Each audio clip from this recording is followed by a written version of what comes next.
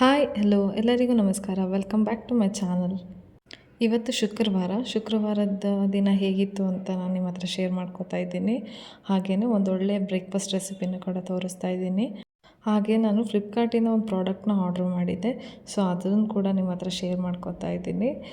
ವಿಡಿಯೋನ ಎಲ್ಲೂ ಕೂಡ ಸ್ಕಿಪ್ ಮಾಡದೆ ಕೊನೆ ತನಕ ನೋಡಿ. ಇನ್ ಕೇಸ್ ಈ ವಿಡಿಯೋ ಏನಾದರೂ ನಿಮಗೆ ಇಷ್ಟ ಆದರೆ ಪ್ಲೀಸ್ ಒಂದು ಲೈಕ್ ಮಾಡಿ ಹಾಗೂ ಸಬ್ಸ್ಕ್ರೈಬ್ ಮಾಡ್ಕೊಳ್ಳಿ.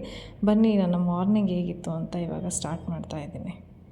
ಬೆಳಿಗ್ಗೆ ಬೇಗನೆ ಎದ್ದು ಕಸ ಎಲ್ಲ ಗುಡಿಸಿ ಬಾಗಿಲಿಗೆ ನೀರು ಹಾಕಿ ಹೊಸ್ಲೆಲ್ಲ ತೊಳೆದು ಇವಾಗ ಕುಂಕುಮ ಇಟ್ಟು ರಂಗೋಲಿ ಇಡ್ತಾಯಿದ್ದೀನಿ. ಮದುವೆ ಆದಮೇಲೆ ಲೈಫು ಯಾವ ಥರ ಎಲ್ಲ ಚೇಂಜಸ್ ಆಗುತ್ತೆ ಅಂತ ನೋಡ್ಬೋದು. ಟು ಬಿ ಫ್ರ್ಯಾಂಕ್ ನಾನು ಹೇಳ್ತಾ ಇದ್ದೀನಿ, ಇವತ್ತಿನವರೆಗೂ ನಾನು ನಮ್ಮ ಅಮ್ಮ ಮನೇಲಿ ಯಾವತ್ತೂ ಬಾಗಿಲಿಗೆ ಕಸ ಗುಡಿಸಿ ನಾನು ಕುಂಕುಮ ಇಡೋದಾಗಲಿ ಅಥವಾ ರಂಗೋಲಿ ಹಾಕೋದಾಗಲಿ ಯಾವತ್ತೂ ಮಾಡಿಲ್ಲ. ಇದು ನಾನು ಪ್ರೌಡಾಗಿ ಹೇಳ್ಕೊತಾ ಇದ್ದೀನಿ ಅಂತಲ್ಲ, ನಾನು ಮಾಡಬೇಕಿತ್ತು ಅಲ್ಲಿನೂ. ಬಟ್ ನಮ್ಮ ಮಮ್ಮಿ ಯಾವತ್ತೂ ನಮ್ಮ ಹತ್ರ ಮಾಡಿಸ್ಲೇ ಇಲ್ಲ ಅದನ್ನು. ಮತ್ತು ನಾವು ಎಜುಕೇಷನು ಅದು ಕೆಲಸ ಅಂತೆಲ್ಲ ಹೊರ್ಗಡೆ ಇರೋದ್ರಿಂದ ಆ ಥರ ಚಾನ್ಸು ಸಿಗಲಿಲ್ಲ ನಮಗೆ ಎದ್ದು ಮಾಡಬೇಕಾಗಿತ್ತು ಅಂತ. ಮತ್ತು ನಾವು ವೆಕೇಷನ್ಸಿಗೆ ಮನೆಗೆ ಹೋದರೆ ಅಮ್ಮ ನಮ್ಮ ಹತ್ರ ಏನೂ ಮಾಡಿಸ್ತಾ ಇರಲಿಲ್ಲ. ಆರಾಮಾಗಿ ಮಲ್ಕೊಳ್ಳಿ ಅಂತ. ಓದೋ ಟೈಮಲ್ಲಿ ಹಾಸ್ಟೆಲಲ್ಲಿ ಇರ್ತಿದ್ವಿ. ಸೊ ಮನೆಗೆ ಬಂದರೆ ಲೇಟಾಗಿ ಎದ್ದೇಳ್ತಾ ಇದ್ದಿದ್ದು. ನೆಕ್ಸ್ಟ್ ಜಾಬ್ ಮಾಡೋತ್ತಿಗೂ ಅಷ್ಟೇ ಅಪರೂಪಕ್ಕೆ ಮನೆಗೆ ಬರ್ತಾರೆ ಅಂತ ಏನೂ ಕೆಲಸ ಮಾಡಿಸ್ತಾ ಇರಲಿಲ್ಲ.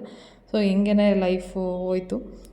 ಬಟ್ ಮದುವೆ ಆದಮೇಲೆ ಗರ್ಲ್ಸ್ ಲೈಫು ಕಂಪ್ಲೀಟಾಗಿ ಚೇಂಜ್ ಆಗುತ್ತೆ. ನಮಗೆ ಯಾರೂ ಹೇಳಲಿಲ್ಲ ಅಂತಂದ್ರೂ ನಾವು ಮಾಡಲೇಬೇಕಾಗಿರುತ್ತೆ.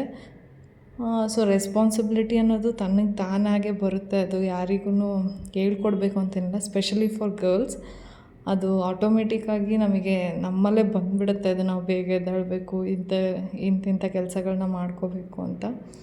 ಸೊ ನನಗೇ ಆಶ್ಚರ್ಯ ಆಗುತ್ತೆ, ನಾನು ಈ ಥರ ಎಲ್ಲ ಚೇಂಜ್ ಆಗಿಬಿಟ್ಟು ಹಿಂಗೆಲ್ಲ ಕೆಲಸ ಮಾಡ್ತಾಯಿದ್ದೀನ ಅಂತ. ಸೊ ಆ ಥರ ಲೈಫು ಎಲ್ಲದನ್ನು ಕಲಿಸ್ಬಿಡುತ್ತೆ ಅಂತ ಅನಿಸುತ್ತೆ. It's a good change. ಒಳ್ಳೇದು ಆ್ಯಕ್ಚುಲಿ. ಬೇಗ ಎದ್ದು ಮನೆಗೆ ಬಾಗಿಲಿಗೆ ನೀರು ಹಾಕೋದ್ರಿಂದ ತುಂಬಾ ಒಂಥರ ಪಾಸಿಟಿವ್ ಆಗಿರ್ತೀವಿ. ಫ್ರೆಶ್ ಆಗಿ ಫೀಲ್ ಆಗ್ತಿರುತ್ತೆ, ಖುಷಿ ಆಗ್ತಾ ಇರುತ್ತೆ.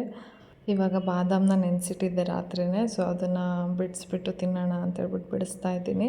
ಸೊ ನನಗೂ ಮತ್ತು ಹಸ್ಬೆಂಡಿಗೆ ಇಬ್ಬರಿಗೂ ಸೇರಿಸಿ ನೆನೆಸಿಟ್ಟಿದ್ದೀನಿ. ಅವರು ತಿನ್ನಲ್ಲ, ಎದ್ದ ತಕ್ಷಣವೇ ಟೀ ಕುಡಿತಾರೆ. ಟೀ ಕುಡ್ದಾದ್ಮೇಲೆ ತಿಂತಾರೆ ಅವರು. ಅವ್ರಿಗೆ ಅದು ಮುಂಚೆನೇ ಹ್ಯಾಬಿಟ್ ಆಗಿದೆ, ಚೇಂಜ್ ಮಾಡೋದಕ್ಕಾಗ್ತಾಯಿಲ್ಲ.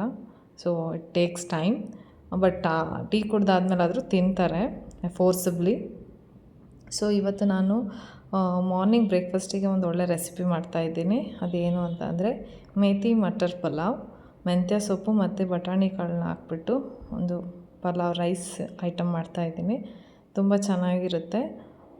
ಆ್ಯಕ್ಚುಲಿ ಸೊಪ್ಪು ತೊಗೊಂಡು ಬನ್ನಿ ಅಂತ ಹೇಳಿದೆ ಹಸ್ಬೆಂಡಿಗೆ, ಪಲ್ಯನ ಏನಾದರೂ ಮಾಡೋಣ ಅಂತ. ಅವ್ರು ನೋಡಿದ್ರೆ ಒಂದೇ ಒಂದು ಸೊಪ್ಪು ತೊಗೊಂಬಂದಿದ್ದಾರೆ, ಮೆಂತ್ಯ ಸೊಪ್ಪನ್ನ.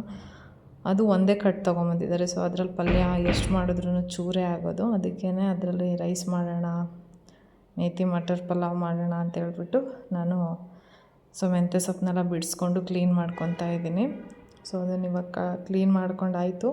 ಚೆನ್ನಾಗಿ ವಾಶ್ ಮಾಡ್ತಾಯಿದ್ದೀನಿ. ಒಂದು 2-3 ಸಲ ನೀರಲ್ಲಿ ಚೆನ್ನಾಗಿ ವಾಶ್ ಮಾಡಿ ಎತ್ತಿಟ್ಕೋಬೇಕು. ಸೊ ಇದು ತುಂಬಾ ಹೆಲ್ತಿಗೆ ಒಳ್ಳೆಯದು, ಸೊಪ್ಪು ತರಕಾರಿಗಳೆಲ್ಲ ತಿನ್ನೋದು.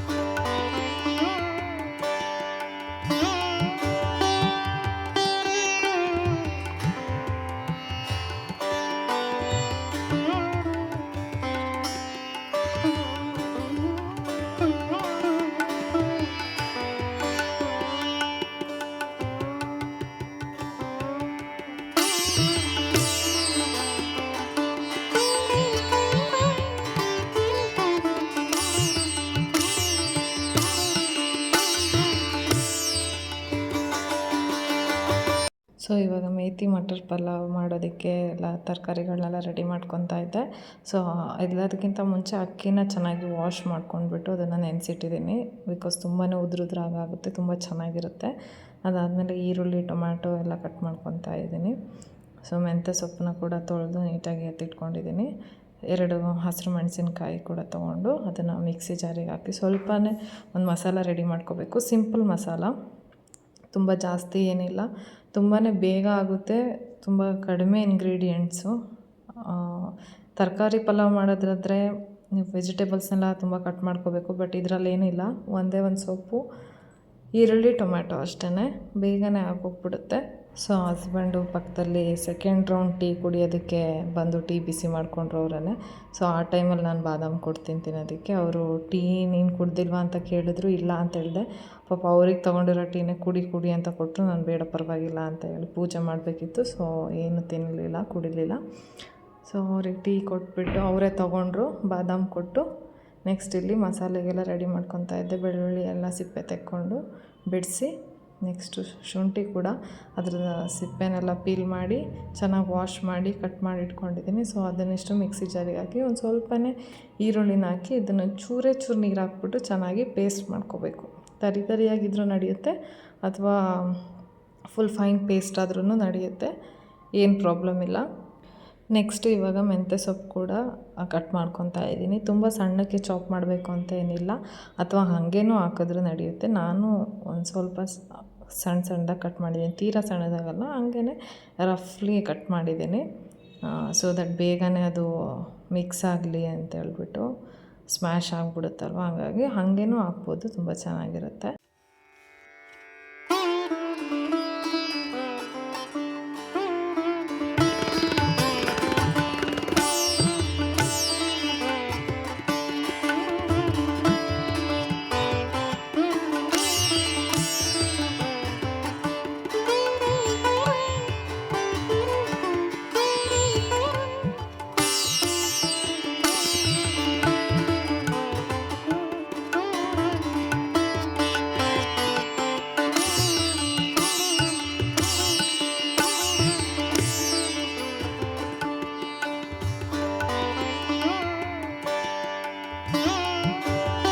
ಸೊ ಮೆಂತ್ಯ ಸೊಪ್ಪನ್ನ ಕಟ್ ಮಾಡಿಕೊಂಡು ಇವಾಗ ಸ್ಟವ್ ಮೇಲೆ ಒಂದು ಕುಕ್ಕರ್ನ ಇಟ್ಬಿಟ್ಟು ಅದಕ್ಕೆ ಆದಾದ ನಂತರ ಎಣ್ಣೆ ಹಾಕ್ತಾಯಿದ್ದೀನಿ. ಎಣ್ಣೆ ಹಾಕ್ಬಿಟ್ಟು 2 ಟೇಬಲ್ ಸ್ಪೂನು ತುಪ್ಪ ಹಾಕ್ತಾಯಿದ್ದೀನಿ.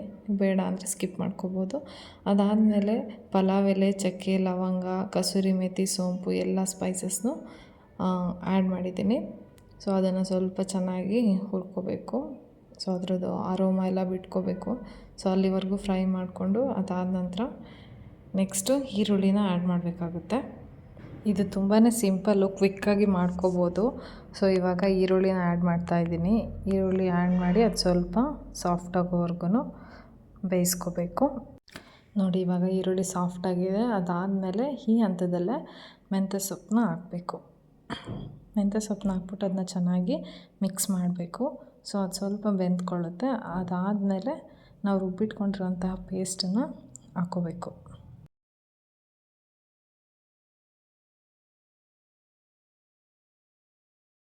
ಸೊ ನಾವು ಗ್ರೈಂಡ್ ಮಾಡಿ ಇಟ್ಕೊಂಡಿರೋಂಥ ಪೇಸ್ಟನ್ನು ಹಾಕ್ಬಿಟ್ಟು ಚೆನ್ನಾಗಿ ಮಿಕ್ಸ್ ಮಾಡಬೇಕು, ಅದರಲ್ಲಿರೋ ಹಸಿ ಸ್ಮೆಲ್ಲೆಲ್ಲ ಹೋಗೋವರೆಗೂ. ನೆಕ್ಸ್ಟ್ ಆವಾಗ ಟೊಮ್ಯಾಟೋನ ಆ್ಯಡ್ ಮಾಡಬೇಕು. ಟೊಮ್ಯಾಟೊ ಆ್ಯಡ್ ಮಾಡಿಬಿಟ್ಟು ಅದು ಸಾಫ್ಟ್ ಆಗೋವರೆಗೂ ಸ್ವಲ್ಪ ಹೊತ್ತು ಫ್ರೈ ಮಾಡ್ಕೋಬೇಕು. ನೆಕ್ಸ್ಟ್ ಅದಕ್ಕೆ ಅರಿಶಿನ ಪುಡಿ ಹಾಕ್ತಾಯಿದ್ದೀನಿ ಸ್ವಲ್ಪ. ಸೊ ಅರಿಶಿನ ಪುಡಿ ಹಾಕಿದ್ರೆ ಬೇಗನೆ ಟೊಮ್ಯಾಟೊ ಸಾಫ್ಟ್ ಆಗಿಬಿಡುತ್ತೆ. ಸೊ ಟೊಮ್ಯಾಟೊ ಹಾಕಿದ್ಮೇಲೆ ಅರಿಶಿನ ಪುಡಿ ಹಾಕಿದ್ರೆ ಸ್ವಲ್ಪ ಅದು ಬೇಗನೆ ಬೇಯುತ್ತೆ ಅಂತ. ಅದಾದಮೇಲೆ ಇವಾಗ ನಾನು ಸ್ವಲ್ಪ ಧನಿಯಾ ಪೌಡ್ರ್ ಹಾಕ್ತಾಯಿದ್ದೀನಿ. ಕೊತ್ತಂಬರಿ ಸೊಪ್ಪು ಇಲ್ವಲ್ಲ, ಹಂಗಾಗಿ ಧನಿಯಾ ಪೌಡ್ರ್ ಹಾಕ್ತಾಯಿದ್ದೀನಿ. ಕೊತ್ತಂಬರಿ ಸೊಪ್ಪು ಹಾಕಿದ್ರೂ ಧನಿಯಾ ಪೌಡ್ರನ್ನು ಹಾಕಿದ್ರೆ ಸ್ವಲ್ಪ ಚೆನ್ನಾಗಿರುತ್ತೆ. ನೆಕ್ಸ್ಟ್ ಅದಕ್ಕೆ ಖಾರಕ್ಕೆ ತಕ್ಕ ಹಾಗೆ ಅಚ್ಚ ಖಾರದ ಪುಡಿ ಹಾಕ್ತಾಯಿದ್ದೀನಿ.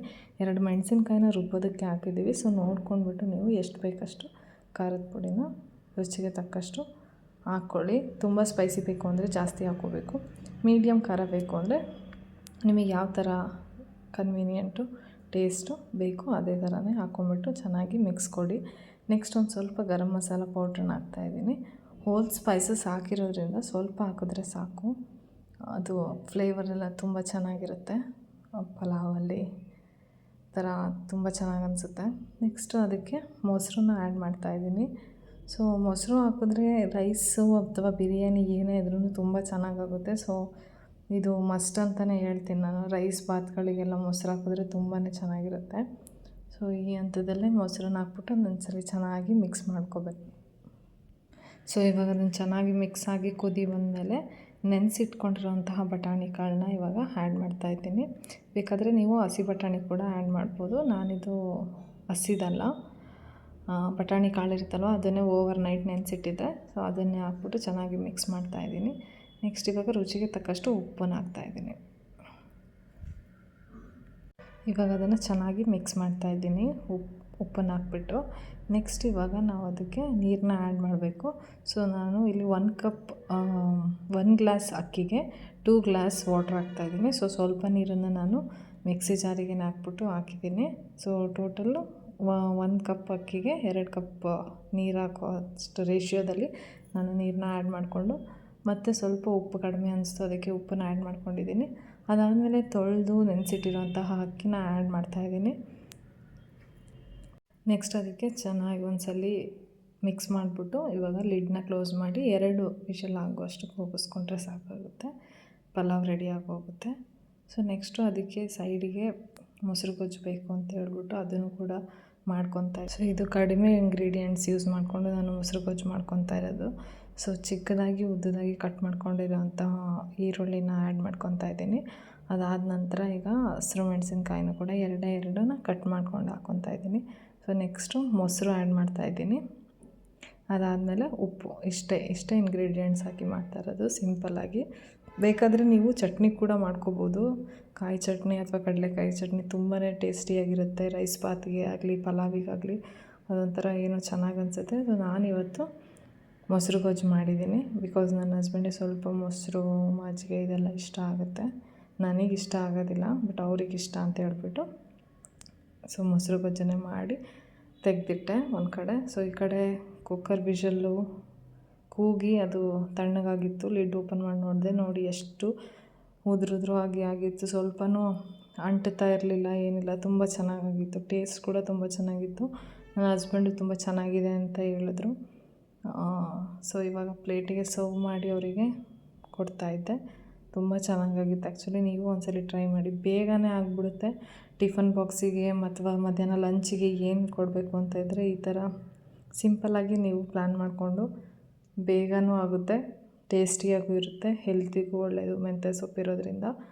ಸೊ ತುಂಬಾ ಟೇಸ್ಟಿಯಾದಂತಹ ಮೇಥಿ ಮಟರ್ ಪಲಾವ್ ರೆಡಿ ಆಯಿತು. ಸೊ ಬ್ರೇಕ್ಫಾಸ್ಟ್ ಎಲ್ಲ ರೆಡಿಯಾಗಿ ಹಸ್ಬೆಂಡಿಗೂ ಹಾಕ್ಕೊಟ್ಟಾದ್ಮೇಲೆ ನಾನು ಸ್ನಾನ ಎಲ್ಲ ಮಾಡಿಕೊಂಡು ದೇವ್ರ ಸಾಮಾನೆಲ್ಲ ತೊಳಿತಾ ಇದ್ದೆ. ಸೊ ಪೂಜೆ ಮಾಡಬೇಕಿತ್ತು ಶುಕ್ರವಾರ. ಸೊ ಹಂಗಾಗಿ ದೇವ್ರ ಸಾಮಾನೆಲ್ಲ ತೊಳೆದ್ಬಿಟ್ಟು ಪೂಜೆ ಮಾಡ್ಕೊಳ್ಳೋಣ ಅಂತ ರೆಡಿ ಮಾಡ್ಕೊತಾ ಇದ್ದೆ. ಸೊ ಇವಾಗ ಪೂಜೆ ಕೂಡ ಮುಗಿಸ್ಕೊಂಡೆ.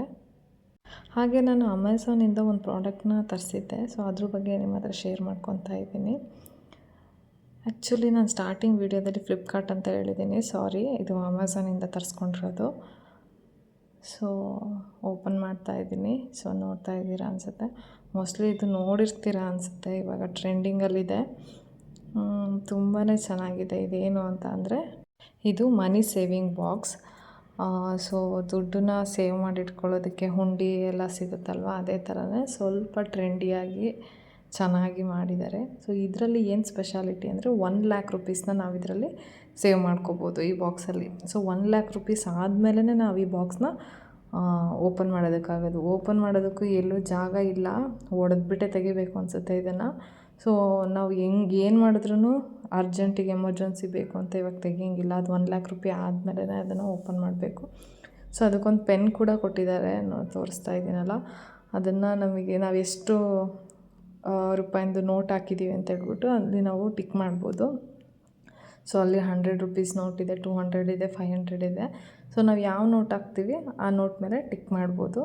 ತುಂಬಾ ಚೆನ್ನಾಗಿದೆ, ಕ್ವಾಲಿಟಿನೂ ತುಂಬಾ ಚೆನ್ನಾಗಿದೆ, ತುಂಬ ಕ್ಯೂಟಾಗಿದೆ. ಅದನ್ನು ನೋಡಿ ಆದರೂ ನಾವು ಅಮೌಂಟನ್ನ ಸೇವ್ ಮಾಡಬೇಕು ಅಂತ ಹೇಳ್ಬಿಟ್ಟು ನಾನು ಇದನ್ನು ಆರ್ಡ್ರ್ ಮಾಡಿ ತರಿಸ್ಕೊಂಡಿದ್ದೀನಿ. ಸೊ ಫಸ್ಟ್ ದುಡ್ಡು ಹಾಕ್ತಾಯಿದ್ದೀನಿ. ಶುಕ್ರವಾರ ಲಕ್ಷ್ಮಿ ನೆನೆಸ್ಕೊಂಡು 500 ಹಾಕ್ತಾಯಿದ್ದೀನಿ.